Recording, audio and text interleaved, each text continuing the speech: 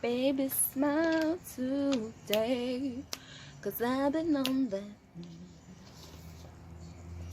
I'm gonna love you better. Hey guys, so I wanted to talk to you today about sigils and what they are and how to do them and breaking through some of the myths as well. So huge myth number one is that magic belongs to a certain category of people. That is a myth. Magic belongs to no one, everyone. Okay? Magic is you. Magic is your very essence, your very being, very existence. Magic is creation. Magic is in everything. Okay? Magic is all around us. It's just energy. And so when you're using sigils or when you're using magic, whether it's spells or whatever you're using, sigils specifically, whatever you're using, you're just manipulating your energy and manipulating the energy around you. Okay? And so that is, like, a lot of people, when they're starting, they don't know like how they should start, or where to begin. So that is why I'm making this video, to help you out. So by sharing what helped me out and what I do. So for starters, I got a book. And this is my sigil book, my book of sigils. Whenever I think about creating a sigil, I make them in here. And so to begin, I wrote down my intention for this book with a whole bunch of other things, but my intention. Your intention when you're creating anything, your intention is the most important thing ever. You want to set your intentions. Your intentions are what you want to accomplish by creating this sigil, what you want to happen. Okay? You also want to come from a place of love. Okay? Your sigils are effective through love, with love, and you want to come from a place of love. So, it's been 4 days ago. 4 days ago now, I did a sigil for opportunities, and it worked like that. But before that moment, I had a lot of failures, and that's because I was coming from a place of lack, and coming from a place of desperation. Like, all my sigils before that were luck, money, lottery. You get the idea. And I was coming from a place of desperation. Like, I really needed the money at the time, and I didn't have any resources at the time, and I was just, my mentality was just completely desperate. Because I 100% believe in magic, I knew that that was possible. But what I didn't know is that the mindset that you have toward magic also, and energy, and even the connection that you have with yourself is very important as well. You want to believe in yourself just like you want to believe in magic, and you want to believe in the universe. You want to believe that you deserve these things that you are, that you are creating. When you're creating a sigil, you're transferring your magic into a symbol that you can wear proudly, or that you can, put down proudly. And you can be as creative as you want, as colorful as you want. You can draw big, huge sigils, huge images, huge symbols, or you can draw very plain, straight to the point sigils. It's completely up to you. You just want to just make sure you fill it with love and intention as well, when you're doing it, so that it is effective, because that was the key to my sigil working. Like I said, it's been 4 days ago now since I did my first sigil. Well, I did it for my husband, and it was opportunities flow easily to me, and I wrote it and created it, and I put it on his right hand right here, and instantly it worked. And what I want you to understand is that it was completely unexpected. Like I said, like before that, I had so many failures, but I just kept trying. Like I just kept trying, kept practicing, you know, kept giving it my all.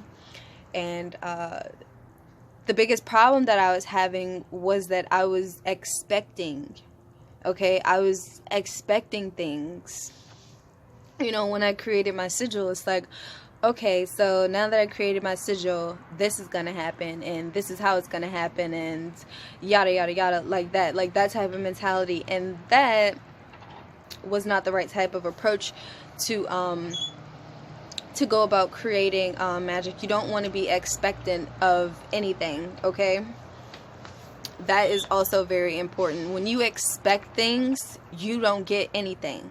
You don't get anything. Your sigils will not be effective at all. What else? Okay, so another stereotype, well, not really a stereotype, but maybe like a misconception that you have toward magic is that magic is like this, or abracadabra, or just something that you can just poof and there it is. That is movies, and in real life it does not work like that. Like, you're not going to see the magic physically. You know, you might go to the dream state, dream world, basically in your dreams, and you might can see all of it happen, you know, magically. But here with my physical eyes, you're not going to be able to just be like, you know, and something's going to happen. So yeah, like, definitely like shift your perception of how you view magic, period. That's also important. And so what I do, this is what I wanted to tell you. You do not need to, another misconception is that you need a lot of things to create magic. And you don't. All you need is yourself. And you need your intention. And you need your belief.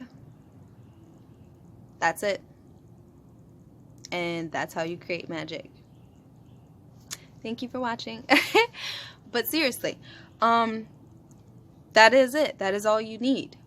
All the other stuff that you add in, like the candles and the the rituals and the feather pen and crystals and all of that, all of those things are beautiful and they are very powerful, but they are not required of you to have. So if you don't have any of those things, don't be discouraged. You can definitely still create sigils. You can definitely still create magic.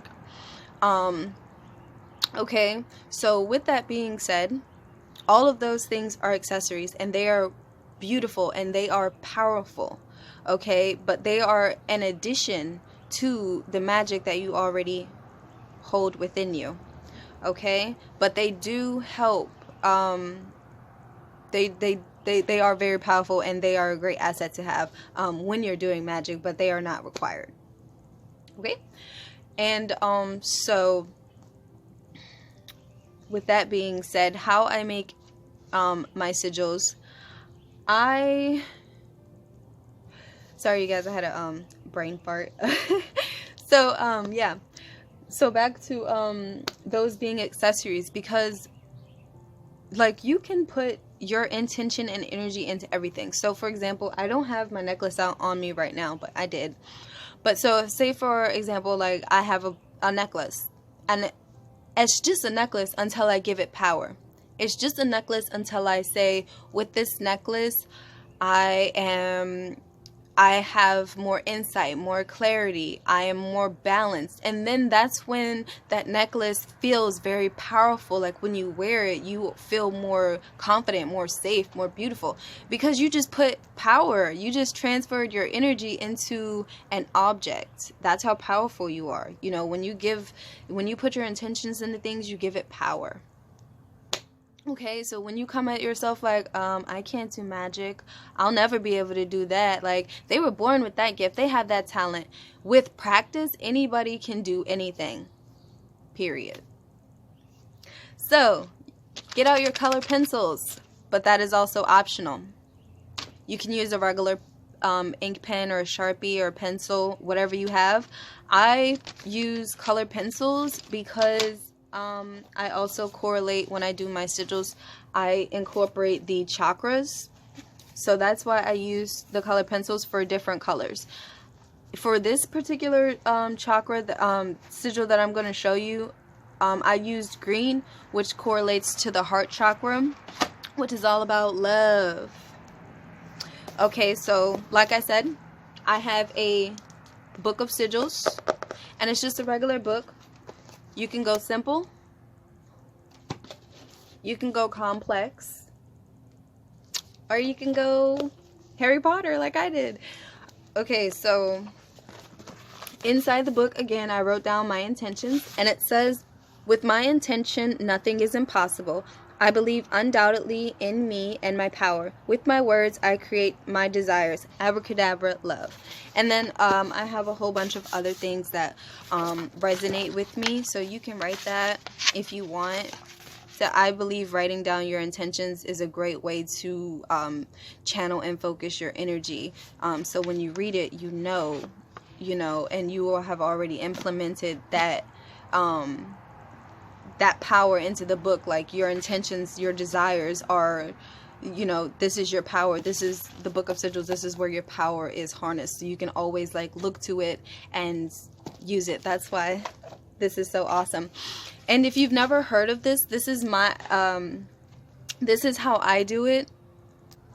So first you want to start off with an affirmation. This one is a self-love sigil. So this says, I am in love with myself. And right here, this asterisk, this is how I set my intention. I just wrote that down, so when I go back to look in the book for information or whatever sigil that I wanted to get, whatever I wanted to use, I'll know the intention of the sigil. That's very helpful in also guiding and focusing your energy. So my intention for this sigil is that I see myself, the intention is to see myself with loving eyes. Okay, and so you're going to write down the sentence again, and then you're going to cross off all the vowels, A, E, I, O, and U, and sometimes Y, but in this case I did mark out the Y, but you can choose to keep the Y in as a consonant, or you can take it out. I took it out in this one.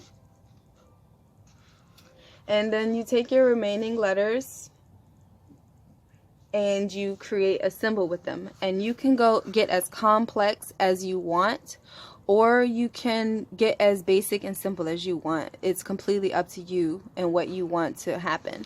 When I look at this sigil, I see self-reflection. Okay, I see, the reflection, and all of this reminds me of like nagging negative words that I tend to say to myself, but it's no longer effective. Like, I'm just seeing myself with loving eyes. So that is how I do it, and that is my way. If you tried it out, or if you want to try it out, if you have any questions, feel free to let me know. I do not mind answering questions. So until next time, bye.